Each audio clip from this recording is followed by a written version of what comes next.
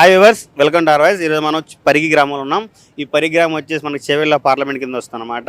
So మనకి parliament elections కేవలం 2 వారాలు మాత్రమే ఉన్నాయి. ఇప్పటివరకు కూడా ప్రతి ఒక్కరు నామినేషన్ వేశారు, నామినేషన్ విత్డ్రా చేసుకున్నారు. ఫైనల్గా మిగిలిన వాళ్ళు అయితే ఉన్నారన్నమాట. సో వాళ్ళ ప్రజారథాలతో జనాలను హోరెక్కిస్తున్నారు. కానీ ప్రజలు ఏమనుకుంటున్నారు, వారి అభిప్రాయం ఏంది, ఎవరికి ఓటేస్తారు, వారి మాట్లాడి తెలుసుకుందాం. ఇక్కడ 3 పార్టీల నుంచి 3 పోటీ చేస్తున్నారు.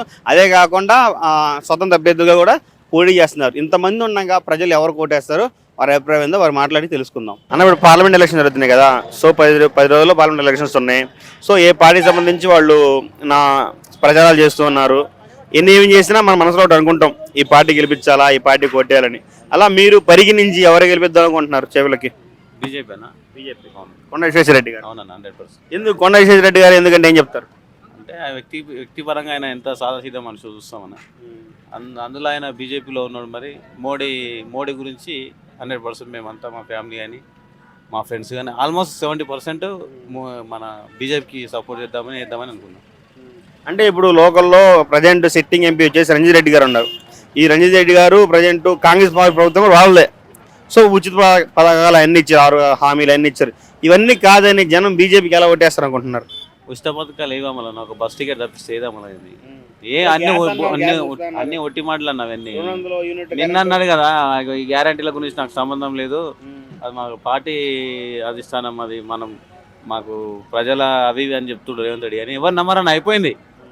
వేసి ఇప్పుడు పర్సన్లు ఉన్నాం కాంగ్రెస్ కోటేసి. అంటే ఈ ప్రజలు ఏమనుకుంటారంటే, ముఖ్యమంత్రి గారు ఏం చెప్పారు, పైన కూడా అదే ప్రభుత్వం వస్తే మీకు హామీలు 100% అవుతాయి అని చెప్పారు కదా. అప్పుడు నేను సీఎం అయితే చేస్తా అని చెప్పిండన్నా, కాంగ్రెస్ గెలిస్తే మేము చేస్తామన్నాడు. ఇప్పుడేమో కొత్తగా ప్రధానమంత్రి, అది కళ మాత్రమేమన్నా. సరే, అప్పట్లో రేవంత్ రెడ్డిని నమ్మి మార్పు కోసమని వేసారు. ఇప్పుడు అందరు బాధపడుతారు. ఎందుకు వేసామన్న ఫీలింగ్ ఉంది తెలంగాణ లోపల. 100% మేము మోడీకి సపోర్ట్ చేస్తాం. కొండ విశ్వేశ్వర మోదీతో మార్పు వచ్చిందంటారా? 100 చూస్తలేమా, సమాజంలో చూస్తలేమా?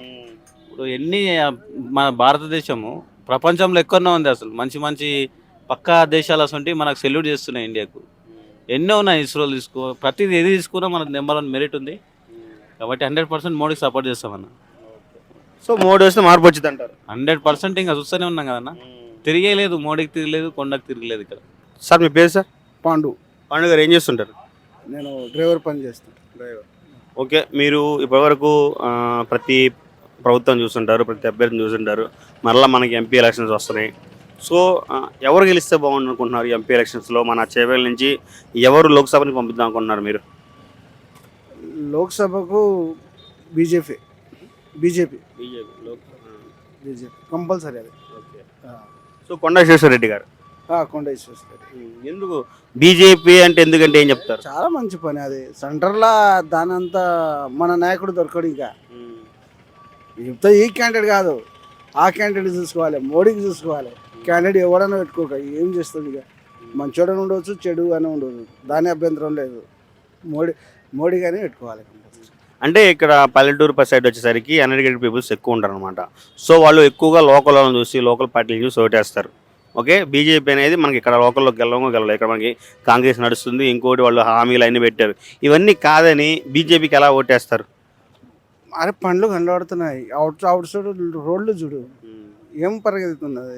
ఇప్పుడు 10 వాళ్ళు కూడా భారతదేశానికి కూడా వాళ్ళు కూడా రైతులకు 2000 వేస్తున్నాను ఉన్నాడు.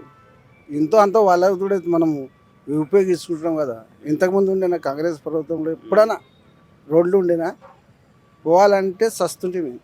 ఇప్పుడు ఏ రూట్కి వెళ్ళిపోయినా కానీ స్పాట్లో వెళ్ళిపోతున్నాం. అంటే మోడీ గారి పని అది, గడ్కరీ. సో బీజేపీ గెలిపించుకుని దేశం బాగుండేది అంటారు?